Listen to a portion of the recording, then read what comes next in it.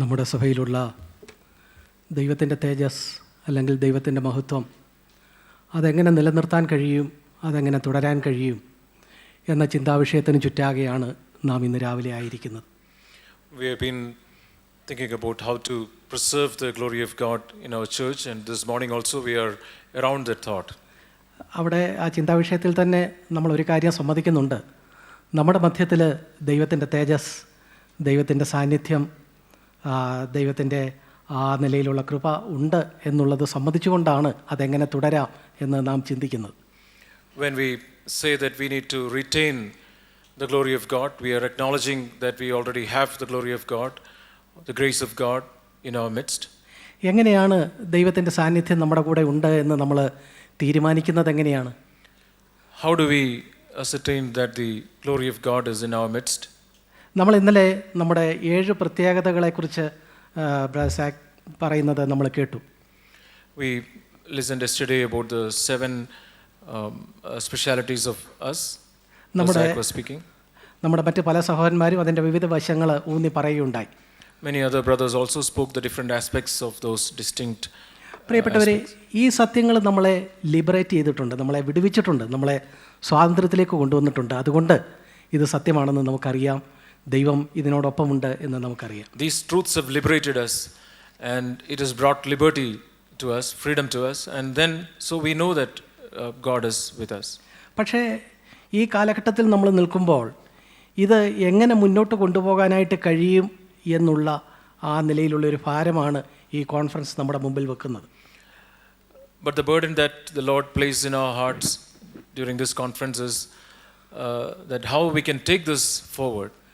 അപ്പോസ്തലനായ പൗലോസ് തൻ്റെ ജീവിതത്തിൻ്റെ അവസാന ഘട്ടത്തിൽ താൻ ഈ ഭാരം തീമോത്തിയോസുമായിട്ട് പങ്കിടുന്നത് നമ്മൾ കാണുന്നു. We see how Paul shares his burden to Timothy towards the end of his life. 1 Timotheos 4-ാം അധ്യായം അതിൻ്റെ 15-16 വാക്യങ്ങൾ വായിക്കുമ്പോൾ നമ്മുടെ ശ്രദ്ധയിൽപ്പെടുന്ന ഒരു കാര്യം അവിടെ എല്ലാം വെർബാണ്, അതായത് ക്രിയാപദങ്ങൾ ധാരാളമുള്ള 2 വാക്യങ്ങളാണ് അവിടെ ഉള്ളത്. 1 Timothy 4 towards the last 14, 15, 16 verses, we see many verbs being used there. ഇത് കരുതുക, ഇതിൽ തന്നെ ഇരുന്നു കൊള്ളുക, നിന്നെ തന്നെയും ഉപദേശത്തെയും സൂക്ഷിച്ചു കൊള്ളുക, ഇതിൽ ഉറച്ചു നിൽക്കുക, അങ്ങനെ ചെയ്താൽ നീ നിന്നെയും നിന്റെ പ്രസംഗം കേൾക്കുന്നവരെയും രക്ഷിക്കും. Pay close attention, be absorbed in them. Many words like that he uses, and then he also says pay close attention to yourself and to your teaching. Yourself is also repeated.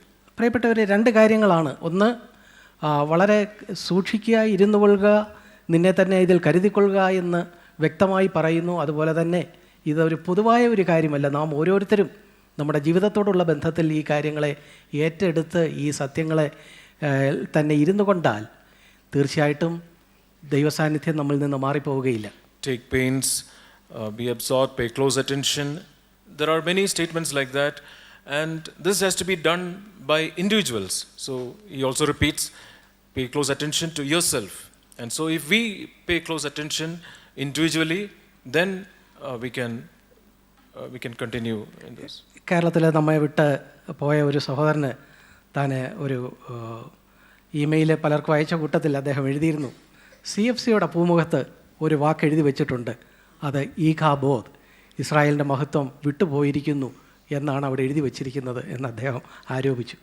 One brother who left CFC, he circulated a mail to many others, and then he mentioned there that the glory has departed from Israel.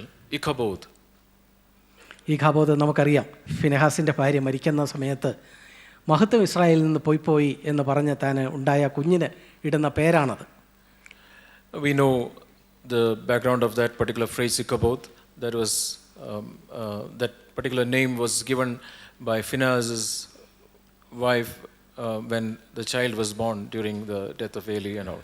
പക്ഷേ നമുക്കറിയാം ഈ സത്യങ്ങൾ നമ്മളെ ഇന്നും വിടുവിച്ചുകൊണ്ടിരിക്കുന്നു. അതുകൊണ്ട് ദൈവത്തിൻ്റെ മഹത്വം നമ്മോടൊപ്പം ഉണ്ട് എന്നുള്ള കാര്യം നമുക്ക് ഉറപ്പുണ്ട്.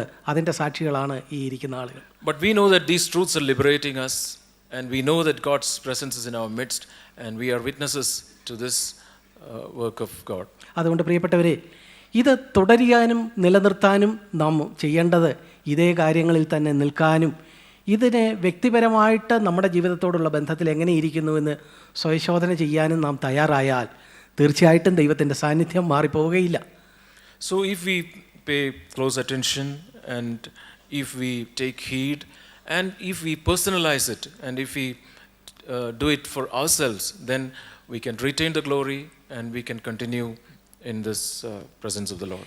ഈ സത്യങ്ങൾ നമുക്ക് കിട്ടിയ ആ കാലഘട്ടത്തെക്കുറിച്ച് നമ്മൾ ചിന്തിക്കേണ്ടതായിട്ടുണ്ട്. We need to be aware of the times when we received these truths. ഞാനൊരു പെന്തക്കോസ്ത് വീട്ടിൽ ജനിച്ച് വളർന്ന ഒരാളാണ്. I was born in a Pentecostal family. ഞാൻ കുറച്ച് കഴിഞ്ഞ് മുന്നോട്ട് പോയപ്പോൾ ഞാൻ ഒത്തിരി കാര്യങ്ങൾ പറയുന്നുണ്ട്, പക്ഷേ അതൊന്നും ഒരു യാഥാർത്ഥ്യമായി തീരുന്നില്ല എന്ന് കണ്ടെത്തി. After a period of time, I saw that I was speaking, I was telling a lot of things, but these things were not becoming real in my own personal life.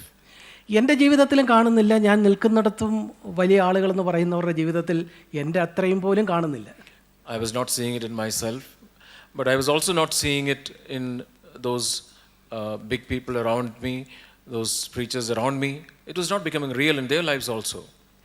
ഇതിനപ്പോൾ എന്താ ഇത് ജീവിതത്തിൽ ഒരു കാപട്യക്കാരനായിട്ട് തുടരാൻ ഞാൻ ആഗ്രഹിക്കുന്നില്ല. ദൈവമേ, ഇതൊന്നും എൻ്റെ ജീവിതത്തിൽ യാഥാർത്ഥ്യമല്ല, അതുകൊണ്ട് ഇത് വിട്ടുപൊക്കളയാം എന്ന് വിചാരിച്ച ഒരു ഘട്ടം ഞാൻ ഓർക്കുന്നു. There was a particular period when I thought, Lord, these things are not becoming real in my life and it is not real in the lives of others also. Then let me quit this. ആ സമയത്താണ് ഞാൻ victorious Christian living എന്നൊരു book വായിക്കുന്നത്. It was during that time that I read a particular book by name Victorious Christian Life. പാപത്തിൻ്റെ മേൽ ജയമുള്ള ഒരു ജീവിതമുണ്ട്, വിജയകരമായ ഒരു ജീവിതമുണ്ട് എന്ന സന്ദേശം എനിക്ക് ആദ്യം ലഭിക്കുന്നത് അവിടെ നിന്നാണ്. It was from that book that I got this message that there is a life of overcoming. I got that message from that book. എനിക്ക് വളരെ സന്തോഷമായി. എന്നാൽ ഈ എഴുത്തുകാരൻ ആരാണ് എന്ന് നോക്കി അദ്ദേഹത്തോട് ബന്ധപ്പെട്ട് കളയാം എന്ന് വിചാരിച്ച് ഞാൻ അതിൻ്റെ എഴുത്തുകാരൻ്റെ പേര് നോക്കിയപ്പോൾ ആൻ അൺനോൺ ക്രിസ്ത്യൻ, അജ്ഞാതനായ ക്രിസ്ത്യാനി എന്നാണ് പേര് കാണുന്നത്.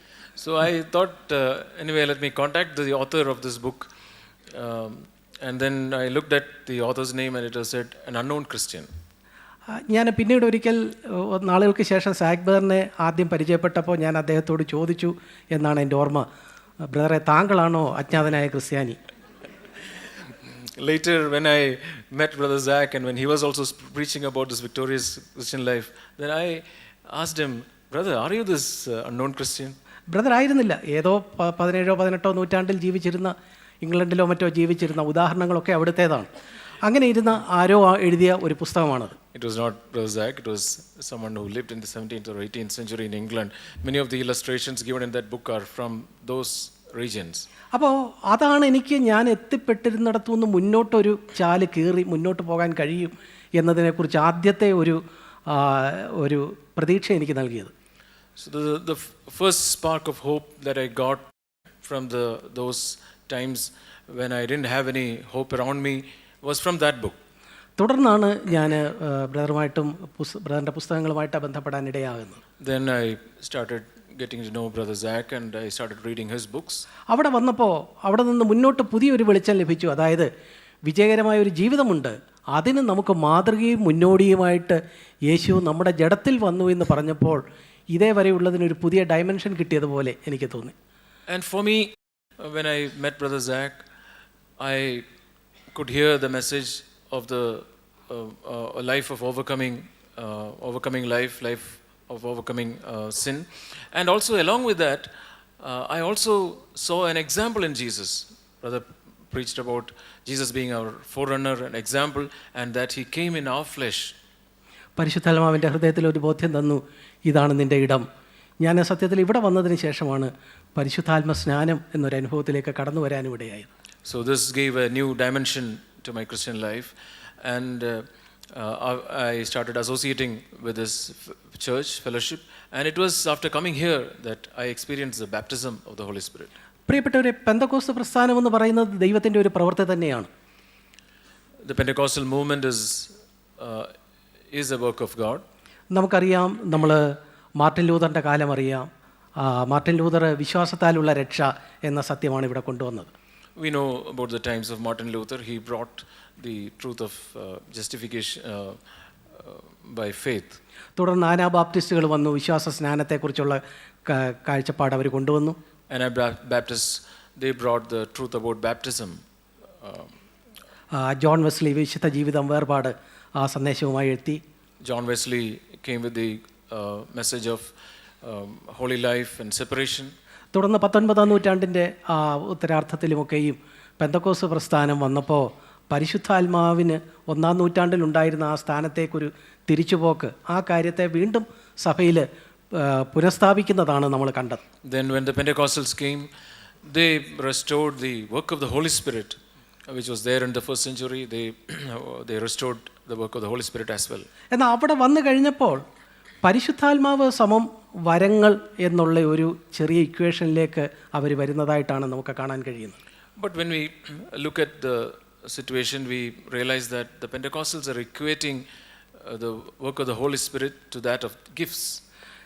സ്വന്തം ജീവിതത്തെ വിശുദ്ധിയിൽ സൂക്ഷിക്കാൻ പരിശുദ്ധാത്മാവിനെ ആ നിലയിൽ അതിൻ്റെ സഹായം തേടുന്നത് അവരെ സംബന്ധിച്ചിടത്തോളം ഞാനേ കണ്ടില്ല.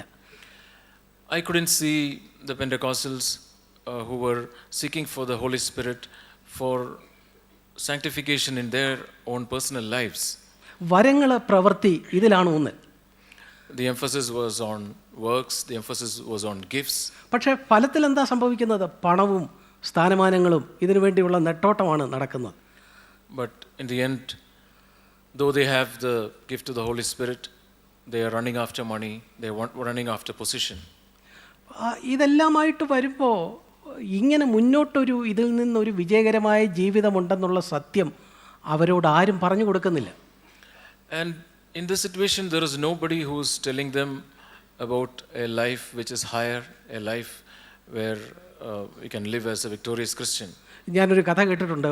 ഒരാൾ ഒരു സങ്കല്പവാഹനത്തിൽ യാത്ര ചെയ്യുന്ന ഒരാളെക്കുറിച്ച് ഒരു കഥ കേട്ടിട്ടുണ്ട്. I've heard a story about a man who was traveling in an imaginary vehicle. അദ്ദേഹം നടന്നു പോകുമ്പോൾ സ്വയം ചിന്തിക്കുന്നത് താൻ ഒരു കാർ ഓടിച്ചുകൊണ്ട് പോകുന്നതെന്നാണ് താൻ ചിന്തിക്കുന്നത്. When he's walking, he is thinking that he is driving a car. അദ്ദേഹം ഒരു പാർക്കിംഗ് സ്പേസിൽ വരുന്നു. അദ്ദേഹം വണ്ടി ഇടുന്നത് പോലെ പുറകോട്ട് വരുന്നു. അതവിടെ ഇട്ട ശേഷം അതിൻ്റെ ഡോർ അടയ്ക്കുന്നത് പോലെ ഭാവിക്കുന്നു. പുറത്തേക്ക് ഇറങ്ങുന്നു. പാർക്കിംഗ് സ്പേസിലുള്ള സെക്യൂരിറ്റിയോട് എന്തോ സംസാരിക്കുന്നു, പോകുന്നു. So he is walking, but he's driving the vehicle. He comes to the parking slot. Then he gets down, and then he opens the door. Then he closes the door. Then he goes to the security who's standing there, and he acts as though he's talking to him. വൈകുന്നേരം വീണ്ടും അവിടെ വന്നിട്ട് താൻ car എടുത്തുകൊണ്ട് പോകുന്ന പോലെ ഭാവിക്കുന്നു. Door തുറന്ന് കയറുന്നു. വണ്ടി ഓടിച്ച് പോകുന്നത് പോലെ പോകുന്നു. Evening again, he's walking. He's coming there. He's acting as though he's taking the vehicle, opening the door, getting inside, and then driving back. നാട്ടുകാരിത് കണ്ടുകൊണ്ടിരുന്ന ഒരു ദിവസം ഈ സെക്യൂരിറ്റിയോട് ചോദിച്ച, സുഹൃത്തെ, ഇയാൾക്ക് എന്താ വല്ല കുഴപ്പമുണ്ടോ? So the people who saw this, they asked the security, what is happening?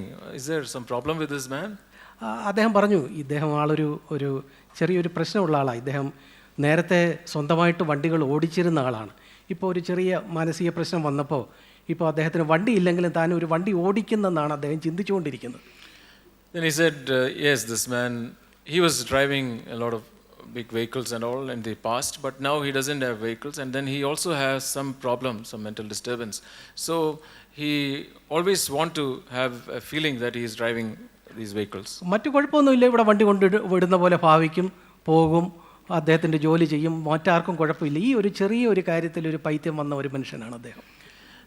There is no other problem. He doesn't create any other problem. He just comes, he acts as though he is parking the vehicle, then he comes back again in the evening, he acts as though he is taking the vehicle and he will go back. അപ്പോൾ നാട്ടുകാർ ചോദിച്ചു, സുഹൃത്തെ, നിങ്ങൾക്ക് ഇയാളോടുള്ള കാര്യം പറഞ്ഞു കൊടുത്തുകൂടെ? ഇങ്ങനെയല്ല, ഇതല്ല എന്നുള്ള കാര്യം എന്തുകൊണ്ടാണ് നിങ്ങൾ ഇയാളോട് പറഞ്ഞു കൊടുക്കാത്തത് എന്ന് ഈ സെക്യൂരിറ്റിയോട് ചോദിച്ചു. Then the people asked him, then why don't you tell him that he need not behave like this? Can't you tell him? അപ്പോൾ സെക്യൂരിറ്റി പറഞ്ഞ മറുപടി ഇതാ, ഞാൻ എന്തിനാ അയാളോട് പറയുന്നത്? അയാൾ കൃത്യമായിട്ട് പാർക്കിംഗ് ഫീസ് തരുന്നുണ്ട്. Then the security said, why should I tell him? He's giving me the parking fee correctly. എന്ന് തന്നല്ല, 2 ആഴ്ച കൂടുമ്പോൾ അയാളുടെ കാറ് കഴുകിയിടാൻ വേണ്ടി 100 രൂപ എനിക്ക് ബക്ഷീഷം തരുന്നുണ്ട്.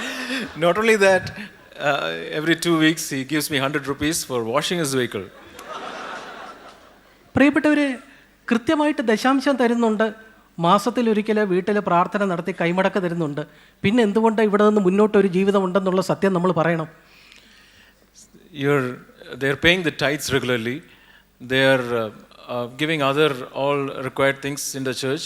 And then why should we tell them that there is a life, there is a better life ahead? ഇങ്ങനെ ഒരു കാലഘട്ടത്തിലാണ് ദൈവം നമ്മുടെ മധ്യത്തിലേക്ക് ഒരു ഹൃദയത്തിൻ്റെ ഒരു ഭാരവുമായിട്ട് ദൈവം ഒരു സന്ദേശകനെ, ഒരു പ്രവാചകനെ അയക്കുന്നത്. It is in this situation that God is sending a man with his burden to our midst. ലൂക്കോസിൻ്റെ സുവിശേഷം 12-ാം അധ്യായം അതിൻ്റെ 57-ാം വാക്യത്തിലേക്ക് നമ്മൾ വരുമ്പോൾ അവിടെ ചോദിക്കുന്നു, കർത്താവ് തന്നെ ചോദിക്കുന്നു, നിങ്ങളായിരിക്കുന്ന കാലഘട്ടത്തെ നിങ്ങൾ വിവേചിക്കാത്തത് എന്താണ്? In Luke chapter 12 we read Jesus asking, why are you not discerning the times?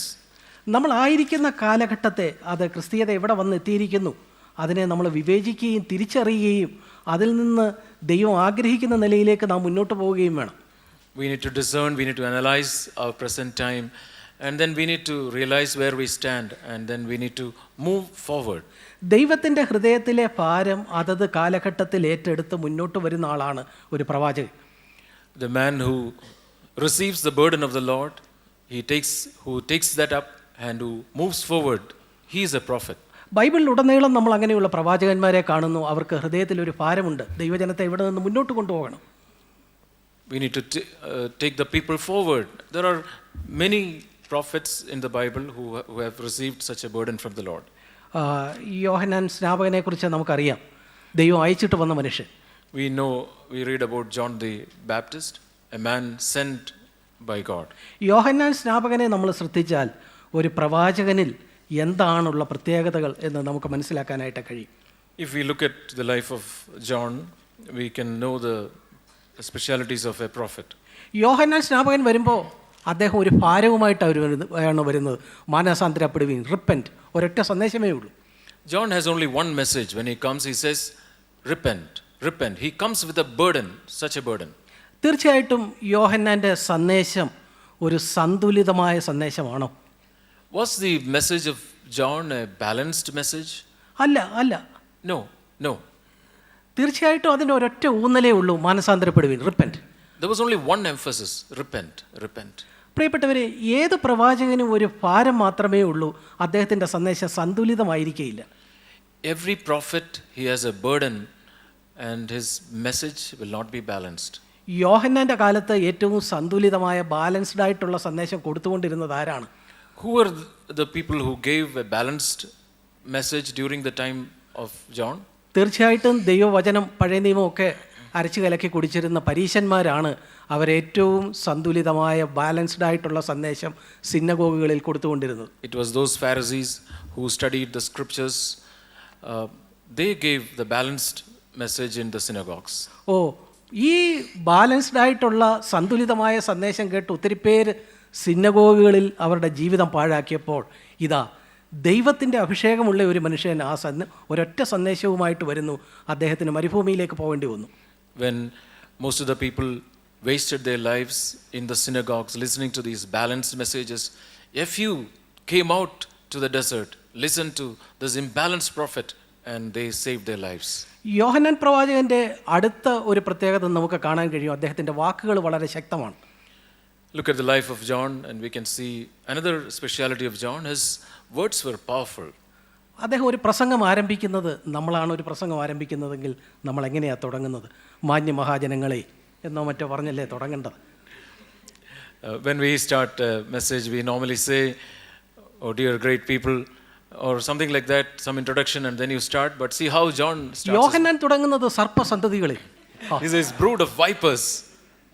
ഒരു പ്രസംഗം തുടങ്ങാൻ എത്ര നല്ലൊരു പ്രയോഗമാണ്, സർപ്പസന്തതികളെ, analysis. What a nice phrase to start a message, brood of vipers. വാക്കുകൾ വളരെ ശക്തമായിരിക്കും. His words will be very strong. അദ്ദേഹത്തിൻ്റെ ഒരു പ്രത്യേകത എന്ന് പറയുന്നത് ഒത്തുതീർപ്പില്ലാത്ത ആളാണ്. മൂന്നാമത്തെ കാര്യം, Another speciality is that he'll not be a compromiser. നമുക്കറിയാം, യോഹന്നാൻ സ്നാപകൻ്റെ പ്രസംഗങ്ങൾ കേൾക്കാനായിട്ട് ഹേരോദാവ് പോലും വന്ന് അത് കേൾക്കുകയും അതിനെ അഭിനന്ദിക്കുകയും ചെയ്തിരുന്നു. We know that Herod liked to listen to John preaching and he also appreciated that. നമ്മളെ അഭിനന്ദിക്കുന്ന ഒരാളുടെ മുഖത്ത് നോക്കി സത്യം പറയുന്നത് സ്വാഭാവികമായിട്ട് വലിയ പ്രയാസമുള്ള കാര്യമാണ്. It is normally difficult to speak the truth to a person who appreciates us.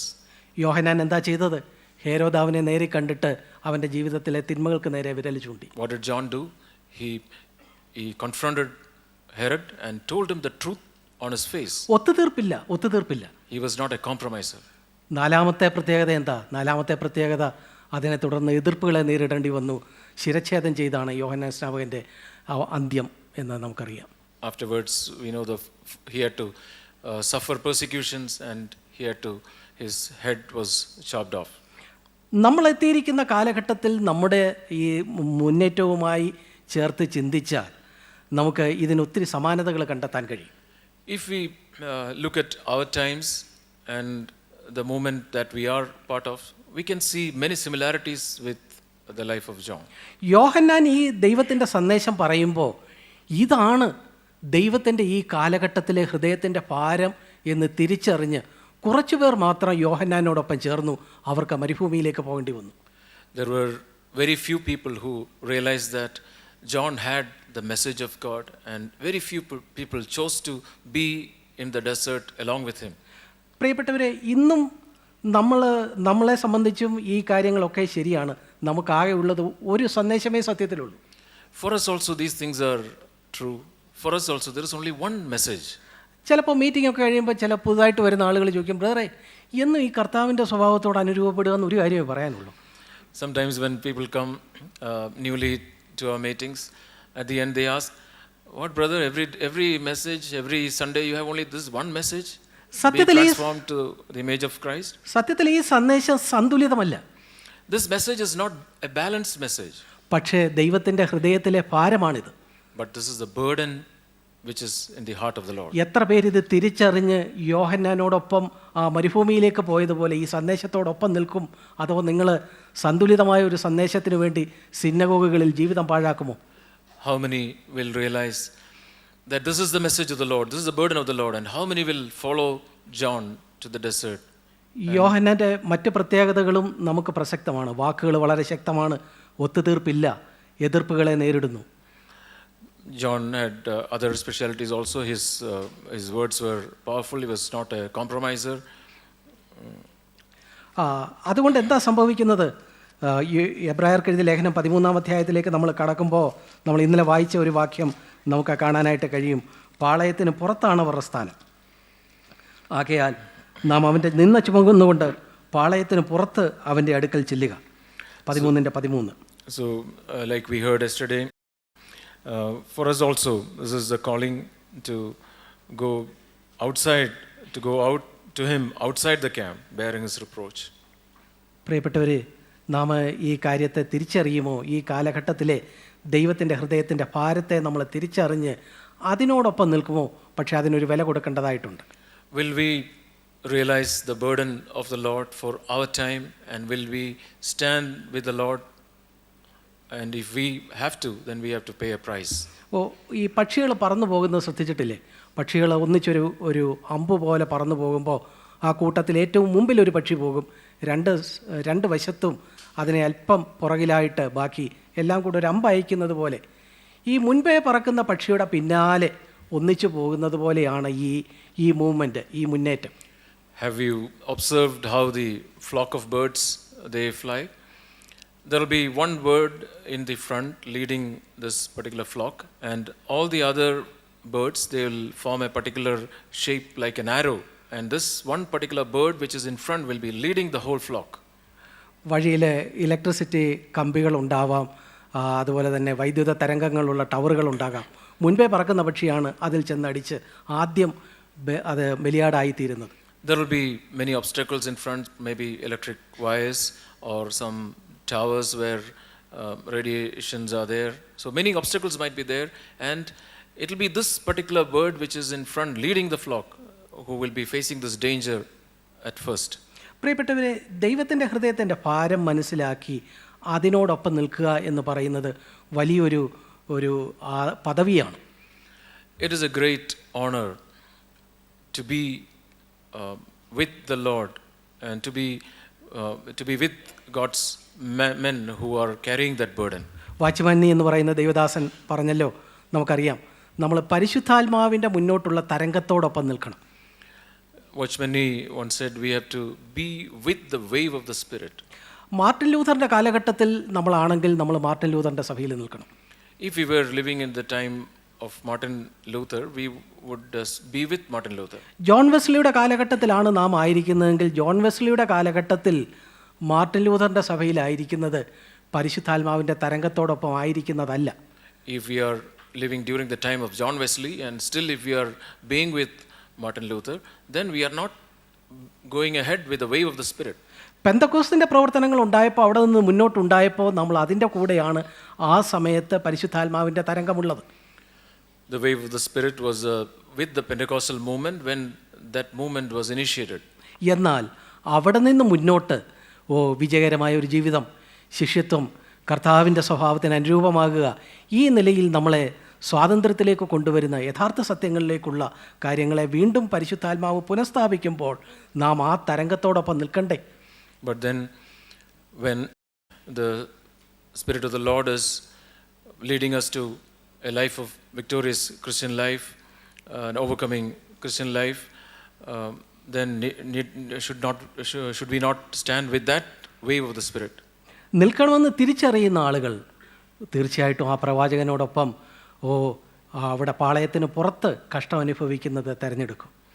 And those who desire to be with this wave of the Spirit, they will desire to be with the prophet, and they will go outside the camp and bear the reproach. ഇങ്ങനെ ഒരു മുന്നേറ്റം വരുമ്പോൾ തീർച്ചയായിട്ടും അതിന് എതിർപ്പുകളുണ്ട്. ഇതിനെ നാവ് കൊണ്ട് നമുക്ക് കൊന്നുകളയാം എന്നുള്ളതായിരിക്കും ആളുകൾ സാത്താൻ ഉന്നം വയ്ക്കുന്നത്. When there is such a movement, there will definitely be oppositions, and people will try to kill that particular movement with their tongue. ഇന്ന് ഒരു പ്രസ്ഥാനത്തെ ആ നിലയിൽ തകർത്ത് കളയാനായിട്ട് ഉപയോഗിക്കുന്നത് അതൊരു ദുരുപദേശമാണെന്ന് പറയുക എന്നുള്ളതാണ്. These days, the best way to kill is to say that it is a wrong doctrine.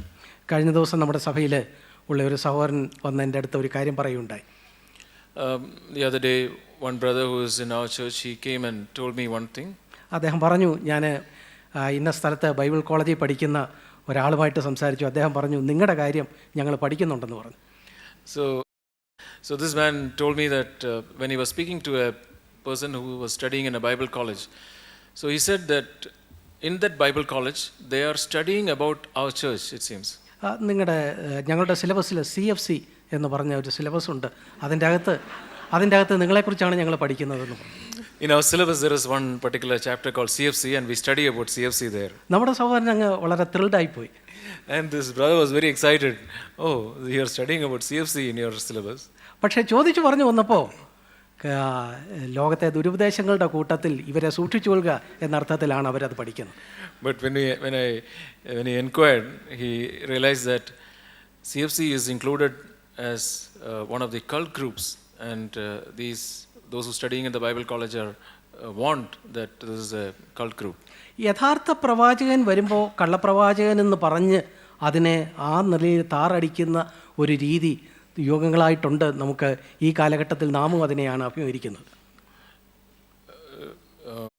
During the past years also, when a true movement, a true prophet comes, they were being branded as cults, and even now that is happening. AD 100 എഴുതപ്പെട്ട ക്രിസ്തീയ ധാർമ്മികതയെക്കുറിച്ചുള്ള ഒരു പുസ്തകം അടുത്തിടെ കണ്ടുകിട്ടിയിട്ടുണ്ട്. A book that was written in AD 100 about Christian morality was found recently. AD 90-കളിലൊക്കെ ജീവിച്ചിരുന്ന യോഹന്നാൻ അപ്പോസ്തലൻ പോലും കള്ളപ്രവാചകന്മാരെക്കുറിച്ച് താൻ മുന്നറിയിപ്പ് നൽകുന്നുണ്ടല്ലോ. John, the apostle who lived in AD 90, even he is warning about false prophets. AD 100 രചിക്കപ്പെട്ട ഈ പുസ്തകം ആരാണ് എഴുതിയതെന്ന് അറിഞ്ഞുകൂടാ. അതിൽ കള്ളപ്രവാചകന്മാരെ തിരിച്ചറിയാനുള്ള 3 ലക്ഷണങ്ങൾ അതിൽ പറയുന്നുണ്ട്. In this book which was written in AD 100, there are 3 marks of a false prophet is mentioned there. അതിനെക്കുറിച്ച് ഞാൻ ഈയിടെ ഒരാളെ പറയുന്നത് കേൾക്കാനായിട്ടിടയായി. I heard about it from another person recently. അതിലെ ഒന്നാമത്തെ ലക്ഷണമെന്ന് പറയുന്നത് ആളൊരു കള്ളപ്രവാചകനാണെങ്കിൽ അദ്ദേഹം തനിക്കായിട്ട് തന്നെ പണം ചോദിക്കും. A false prophet will always ask money for himself. That is the first mark. തീർച്ചയായിട്ടും ദരിദ്രരായ കൂട്ടുസഹോദരന്മാരെ സഹായിക്കാൻ വേണ്ടി പൗലോസ് പോലും 1 കൊരിന്ത്യർ 9-ാം അധ്യായത്തിൽ ആ നിലയിൽ, അതുപോലെ 2 കൊരിന്ത്യർ 8-ലുമൊക്കെയും പണത്തിൻ്റെ കാര്യങ്ങൾ പറയുന്നുണ്ട്. പക്ഷേ തനിക്കായിട്ട് താൻ ഒരിക്കലും പണം ചോദിക്കുന്നില്ല. In 1 Corinthians and 2 Corinthians, Paul is mentioning about collecting money and all that, but it is never for himself, it was for the poor believers. കർത്താവും ഇതേ കാര്യം തന്നെ പറയുന്നുണ്ട്. നിങ്ങൾക്ക് 2 യജമാനന്മാരെ സേവിക്കാനായിട്ട് കഴിയില്ല, ഒന്നിനെ വിട്ട് നിങ്ങൾ മറ്റൊന്നിൻ്റെ പിന്നാലെ പോകും. The Lord also is mentioning, telling that we cannot serve 2 masters. We'll leave one and cling to the other. എന്നാൽ കള്ളപ്രവാചകൻ വരുമ്പോൾ അദ്ദേഹം പണം തനിക്കായിട്ട് തന്നെ ചോദിക്കും. ഇതാണ് ഒന്നാമത്തെ ലക്ഷണം. The first mark is that the false prophet, he will ask for money for himself. ഇന്ന് സുവിശേഷത്തിൻ്റെ മറവിൽ പണം സമ്പാദിക്കുന്നത് വരുമ്പോൾ ഇന്ത്യ പോലെയുള്ള ഒരു ബഹുസ്വര രാജ്യത്ത് അത് കർത്താവിൻ്റെ നാമത്തിന് എത്ര വലിയ അപമാനമാണ് വരുത്തുന്നത് എന്ന് ശ്രദ്ധിച്ചാൽ മനസ്സിലാകാൻ കഴിയും. We know how much the name of the Lord is being dishonored in our India, developing country like India, when people are asking for money, when God's servants are asking for money from poor people. സുവിശേഷത്തിൻ്റെ മറവിലുള്ള ധനസമ്പാദനം അത് ഒരാൾ ഒരു secular ജോലിക്ക് പോയാൽ അദ്ദേഹത്തിന് ലഭിക്കാവുന്നതിൻ്റെ 10 മടങ്ങ് സമ്പാദിക്കുമ്പോൾ എവിടെയോ എന്തോ ചീഞ്ഞു നാറുന്നുണ്ട്. When people are amassing wealth in the name of gospel and evangelization, much beyond what they could have earned when if they would have worked in a secular profession, and when we see all these things, there is something wrong somewhere. അവർ പറയാറുണ്ട്, രാജാവിൻ്റെ മക്കൾ, സ്വർഗീയ രാജാവിൻ്റെ മക്കൾ രാജാക്കന്മാരെ പോലെ ജീവിക്കണം. They say that we are the children of the king, sons of the king, and we are to live as a king. ദൈവത്തെ മാനിക്കുന്നവരെ ദൈവം മാനിക്കും. Those who honor God, God will honor him. ഇങ്ങനെയുള്ള വാക്കുകൾ കൊണ്ടൊന്നും മൂടി വയ്ക്കാൻ ഈ ദുർഗന്ധത്തെ കഴിയില്ല. So this stench that is coming out from this kind of an attitude, you cannot cover it by such phraseology. പ്രിയപ്പെട്ടവരെ, ഈ ഒന്നാമത്തെ ലക്ഷണം ആർക്കാണ് ചേരുന്നത്? This particular mark, the first mark which I mentioned, for whom is it suitable? രണ്ടാമത്തെ കള്ളപ്രവാചകൻ്റെ ലക്ഷണമായിട്ട് അതിൽ പറയുന്നത്, ഒരു യഥാർത്ഥ പ്രവാചകൻ എപ്പോഴും സഞ്ചാരിയായിരിക്കും, കള്ളപ്രവാചകൻ ഒരു സ്ഥലത്ത് തന്നെ താമസിക്കുമെന്നുള്ളതാണ്. The second mark which is mentioned in that particular book is that the true prophet will be a sojourner, will be a traveler.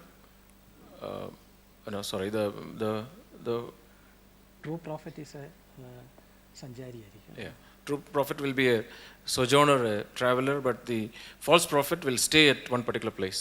കർത്താവ് തൻ്റെ ശിഷ്യന്മാരെ ഈ രണ്ടായിട്ട് അയച്ചു, നിങ്ങൾ ഓരോ ഗ്രാമത്തിൽ പോകുവീൻ, പട്ടണം തോറും പോകുവീൻ. Lord sent his disciples 2 by 2, and he said, go to cities 2 by 2. കർത്താവിനോട് തന്നെ ഒരു സ്ഥലത്ത് നിൽക്കാൻ പറഞ്ഞപ്പോൾ കർത്താവ് പറഞ്ഞു, എനിക്ക് മറ്റ് സ്ഥലങ്ങളിൽ പോകണം. Jesus himself said, when he was asked to stay at a particular place, he said, I have to go to other places also. കൊർന്നല്യോസിൻ്റെ ഭവനത്തിൽ പത്രോസ് സംസാരിക്കുമ്പോൾ പറയുന്ന കർത്താവിൻ്റെ 2 പ്രത്യേകതകൾ, ഒന്ന് അവിടുന്ന് നന്മ ചെയ്തു, 2 അവിടുന്ന് സഞ്ചരിച്ചു എന്നാണ്. About Jesus also, it is mentioned that he did good and he moved around. ഒരു യഥാർത്ഥ പ്രവാചകൻ സഞ്ചാരിയായിരിക്കും, കള്ളപ്രവാചകൻ ഒരു സ്ഥലത്ത് തന്നെ താമസിക്കും. A true prophet will be a traveler, a sojourner, but the false prophet will stay at a particular place. എന്താ ഇതിൻ്റെ ആന്തരാർത്ഥം എന്താ? What is the inner meaning of this? പ്രിയപ്പെട്ടവരെ, കർത്താവായ യേശുക്രിസ്തു പറഞ്ഞു, എൻ്റെ രാജ്യം ഐഹികമല്ല. Lord Jesus said, my kingdom is not of this world. പലരും സുവിശേഷത്തിൻ്റെ മറവിൽ ഒരു പ്രസ്ഥാനം അങ്ങ് കെട്ടിപ്പടുക്കുകയാണ് ചെയ്യുന്നത്. Many are building an institution, an organization in the name of religion. ഒരു ആസ്ഥാനം, പ്രസിഡന്റ്, ഡയറക്ടർ, തെരഞ്ഞെടുപ്പ്, അതെല്ലാം ചേർന്നൊരു പ്രസ്ഥാനവൽക്കരണം സുവിശേഷത്തിൻ്റെ മറവിൽ നടക്കുമ്പോൾ അത് നമ്മൾ തിരിച്ചറിയേണ്ടത് അത് കള്ളപ്രവാചകൻ്റെ ലക്ഷണമായിട്ടല്ലേ? An organization, elections, headquarters, institutionalization. So when we see that, we should identify that as a mark of the false prophet. ഈ ലക്ഷണവും ആർക്കാണ് ചേരുന്നത്? For whom is this mark also suitable? മൂന്നാമത്തെ കള്ളപ്രവാചകന്റെ ലക്ഷണം വാക്കും പ്രവൃത്തിയും തമ്മിലുള്ള വ്യത്യാസമാണ്. The third mark of a false prophet is the disparity between his words and deeds. വാക്കും പ്രവൃത്തിയും അത് ഒരുപോലെ ആയിരിക്കണം. കർത്താവിൽ അങ്ങനെയായിരുന്നു. In the words and deeds of Jesus were together, that went along. കർത്താവ് ചെയ്തും ഉപദേശിച്ചു. അപ്പോസ്തലപ്രവൃത്തി 1:1. In Acts 1:1 we read that he did and taught. കർത്താവിൻ്റെ ജീവിതത്തിൽ 2 മലകളുണ്ടായിരുന്നു. ഒന്ന് മത്തായി 5:1 താൻ പ്രസംഗിച്ച മല, പക്ഷേ തൊട്ടടുത്ത് തൻ്റെ പ്രവൃത്തിയുടെ ഗോൽഗോഥാ മലയും ഉണ്ടായിരുന്നു. In the life of Jesus there were 2 mountains. In Matthew 5, the mountain where he climbed and preached, and also we see the mountain of Golgotha where he worked. വാക്കും പ്രവൃത്തിയും അത് ഒന്നിച്ചായിരിക്കണം, കർത്താവ് അതാണ് പറയുന്നത്. Our words and deeds should go together. That's what Jesus is saying. യഥാർത്ഥ പ്രവാചകന്റെ ഹൃദയത്തിലെ ഭാരം വാക്കും പ്രവൃത്തിയും തമ്മിലുള്ള അകലം അവനെയും നിരന്തരം പൊള്ളിച്ചുകൊണ്ടിരിക്കും. In the life of a true prophet, the distance between his words and deeds, or the unreality in his life, will disturb him and cause pain in his life. യെശയ്യാവിൻ്റെ കാര്യം നമുക്കറിയാം. അയ്യോ ഞാൻ അരിഷ്ട മനുഷ്യൻ എന്ന നിലവിളി നമുക്കറിയാം. We know about Isaiah, that the cry, the woe, wretched man, woe unto me, the cry of Isaiah. 2 കൊരിന്ത്യർ 12:20 നമുക്കറിയാം. പൗലോസ് കൊരിന്തിലുള്ള ആളുകളെക്കുറിച്ച് താൻ നിലവിളിക്കുന്നു, അവരുടെ പ്രവൃത്തിയും വാക്കും ഒരുപോലെയല്ല എന്നതിനെക്കുറിച്ച്. In 2 Corinthians 12 we read how Paul is weeping about those people, that their words and deeds are apart. കർത്താവായ യേശു ക്രിസ്തുവിനെ പിന്തുടരുന്ന ഒരു യഥാർത്ഥ പ്രവാചകൻ എപ്പോഴും വാക്കും പ്രവൃത്തിയും തമ്മിലുള്ള അകലത്തെക്കുറിച്ച് ഒരു നിലവിളി ഉള്ളവനായിരിക്കും. The true prophet who is following Jesus will always have this mourning in his heart about the disparity that he sees in his life between words and deeds. അതേസമയം കള്ളപ്രവാചകനോ അവനെ സംബന്ധിച്ച് അതിലുള്ള പൊരുത്തക്കേട് അവനെ വിഷമിപ്പിക്കുന്നില്ല.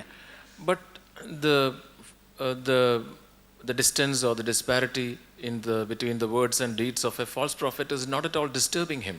ബൈബിളിന് കള്ളപ്രവാചകൻ്റെ നിർവചനം എന്താണെന്ന് ചോദിച്ചാൽ, എനിക്ക് പ്രസംഗിക്കാനും നിനക്ക് പ്രാക്ടീസ് ചെയ്യാനും ഉള്ള പുസ്തകം എന്നാണ് അവൻ്റെ നിർവചനം.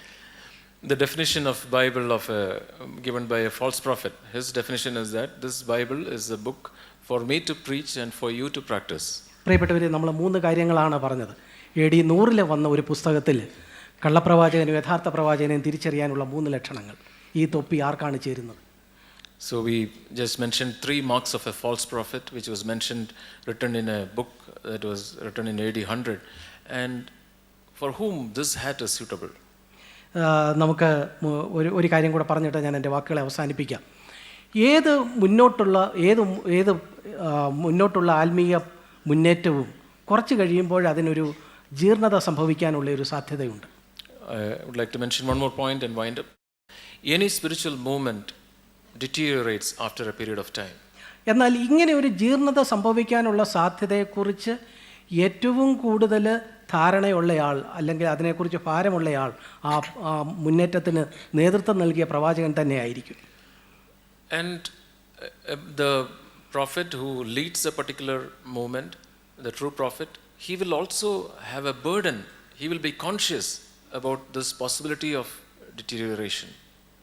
നമ്മൾ പൗലോസിൻ്റെ കാര്യം അറിയാം. പൗലോസിൻ്റെ ജീവിതത്തിൻ്റെ അന്ത്യത്തിൽ തന്നോടൊപ്പം ഉണ്ടായിരുന്ന ദേമാസ് വിട്ടുപോയി. എന്തുകൊണ്ടാണ്? താൻ അങ്ങനെ ഒരു ജീർണത ദേമാസിൻ്റെ ജീവിതത്തിൽ തലപൊക്കുമ്പോൾ തന്നെ അതിനെ നേരെ വളരെ ഗൗരവമായ ഒരു നിലപാടാണ് പൗലോസിൻ്റെ ഭാഗത്തുണ്ടായത്. We read about Demas, that he left Paul to Thessalonica. So Paul had a strong stand when he saw this wrong attitude in the life of Demas.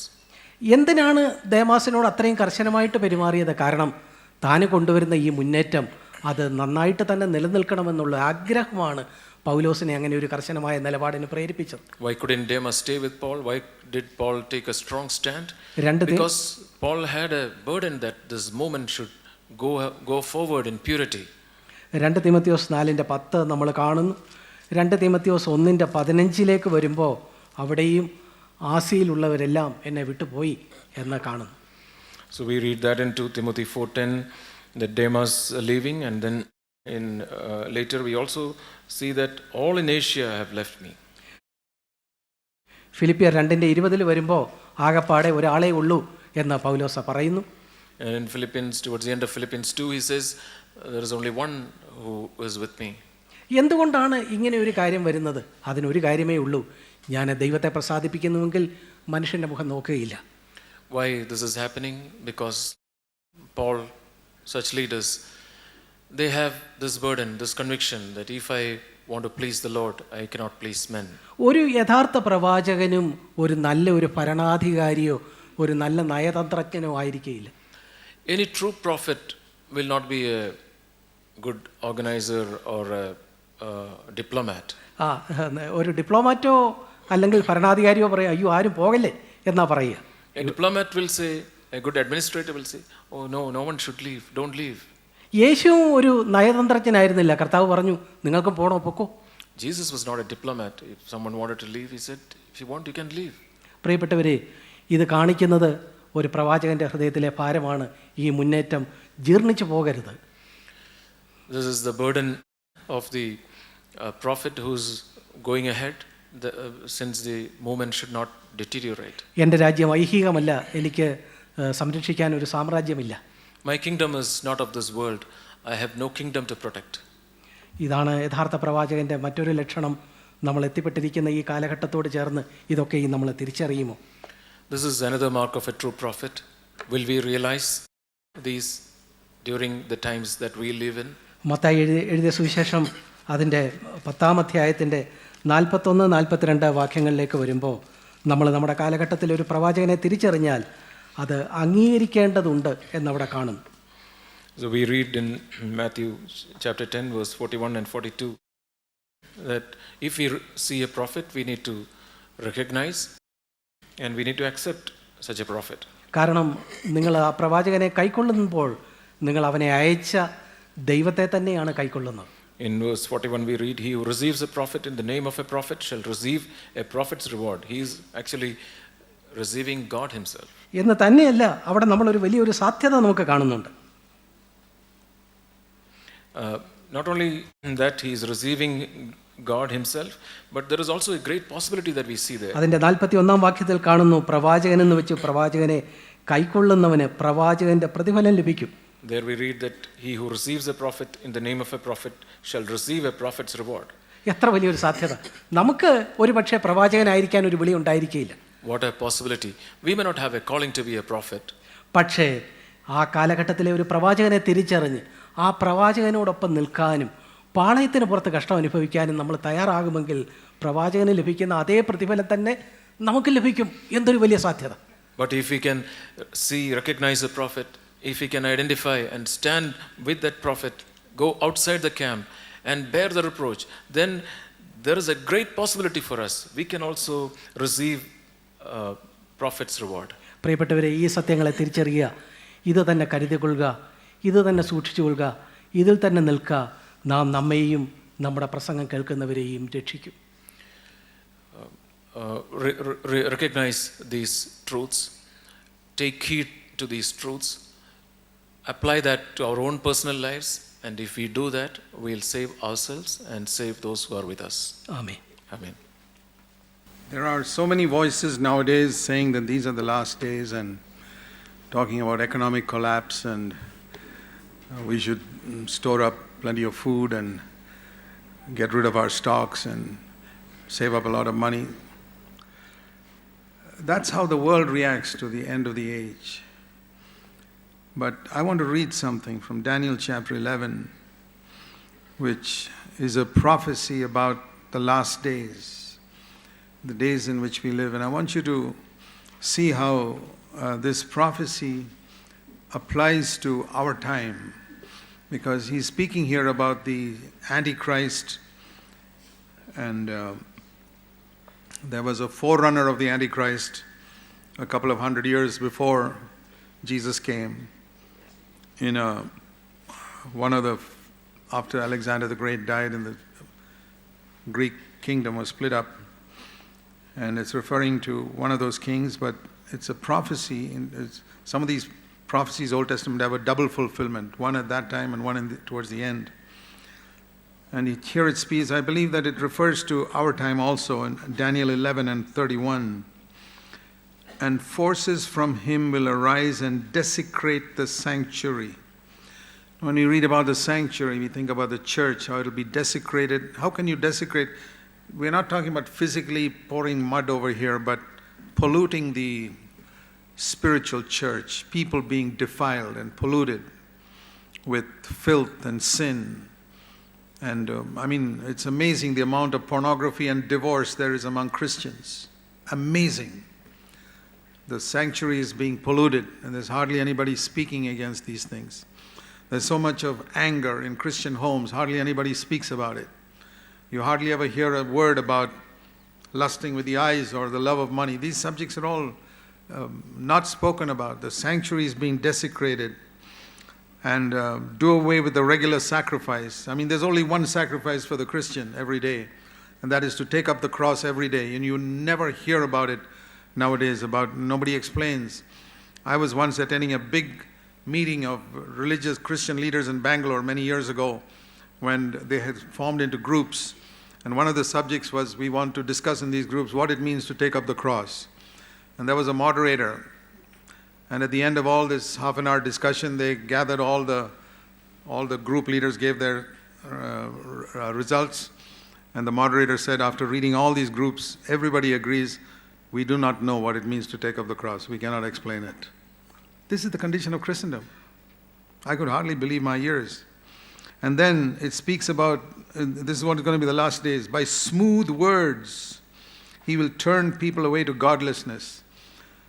The preachers today will speak smooth words and turn people away to a godless life, where these things are sort of accepted. Man and woman living together without getting married, men and men getting married, all types of things. It's just a progression downwards. The next step will be a man says, I love my dog, I want to get married to the dog. It's a progression downwards. You mark my words and see if it doesn't go that way. And those who act wickedly toward the covenant, that's another thing. There's hardly any understanding today about the new covenant. And to act wickedly towards the new covenant means I couldn't care less about God saying that He will write His laws in my heart and mind. That is what the new covenant says. No, I don't care for that. And but in the midst of all this, there will be a few people. What is the mark of them? It's not that they know the Bible, they know their God. And because they know God, they will display power and strength, and they will take action. The King James Version says they'll do exploits. And also further, those who have insight or revelation, as we know today, will give understanding to many people. There's a great need for such godly elders who have revelation from God like Peter had, who can give understanding to many people. One man cannot do this. We need many brothers who seek for revelation, who are willing to pay the price. And they will fall by sword and flame and captivity and plunder, because anyone who stands up for God like this will be persecuted. In the olden days they used to kill them with swords, now they kill them with the tongue. But it can also be by the sword as well as we approach the end of time. So you got to be careful. You remember when the Lord gathered the army in the time of Gideon to fight against the enemy, the Lord said, told Gideon, tell the people, there were 32,000 people there among Israelites going to fight Moab, I think, and God said, tell those who are afraid to go home. 22,000 left. 10,000 were left. And He said, take them to the river and let me test them. Let me see who will forget about the enemy and get taken up the river. The river is a picture of all the pleasures and riches of this world, and people buried their head in it. 9,700 buried their head in it. God said, send them home. There were 300 left. 1% out of 32,000, it became 300. And God said, I will win with the battle with this people. This is how it's going to be in the last days. Many will fall away, but those who have insight will lead people to understanding, and when they fall, they'll be given a little help. But many will be deceived by the hypocrisy there is in people. Hypocrisy means some people will pretend. You can come to CFC pretending that, I believe all these things, but there will be a hypocrisy in their life. They'll be secretly seeking something for themselves. And any man who seeks something for himself can never build the church of Jesus Christ. It's very, very important to understand that. And but some of those who have insight will fall, and then they can be refined, purged, and made pure until the end time. And if you have fallen, there's hope for you if you will repent. One last verse before we close, Matthew chapter 16.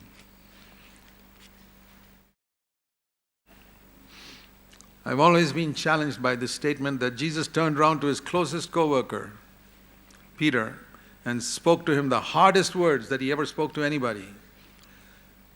He called the Pharisees a generation of vipers. That's pretty bad. But he turned around to Peter in Matthew 16:23 and said, "Get behind me, Satan." Which is worse, Satan or a viper? I've been challenged by that. To follow Jesus means you can speak strong words even to your closest co-worker. If he's wrong, he's wrong. That's the attitude Jesus took. There's no partiality, there's no friendship, human friendship in the body of Christ. The interest of the head is most important, and not the interest of, you know how we have heard of doctors who will cut into some part to remove the infection. That's painful, one hand cutting the other. But the interests of the head are important, the interests of the body being alive. So Jesus turned around to Peter and said, "Get behind me, Satan." Now listen to these words. You're a stumbling block to me. Why are you a stumbling block to me? Who is a stumbling block to Jesus Christ today? Are any of you sitting here a stumbling block to Jesus Christ? Listen to these words. Your mind is set on your interests, not God's interests. I don't care who it is, elder brother, senior brother, sister, anybody. If your mind is set on your interests and not God's interests, you are a stumbling block to Jesus Christ. You're a stumbling block to the building of the church, wherever you are, no matter what doctrine you preach. He who has ears to hear, let him hear. Let's pray. Heavenly Father, as we bow before you, we pray that we'll have our eyes fixed on Jesus and see what a fantastic calling it is in these last days to build your body. As far greater calling than even Noah had to build the ark in his time. To build your body, to prepare it to be your witness in these last days. Help us, we pray, Lord. Give us light where we are seeking our own interests and not God's, and where we become the voice of Satan instead of the voice of God because we are seeking our own interests, where we become a stumbling block instead of a stepping stone for others to climb higher. Help us, we pray. In Jesus' name, amen.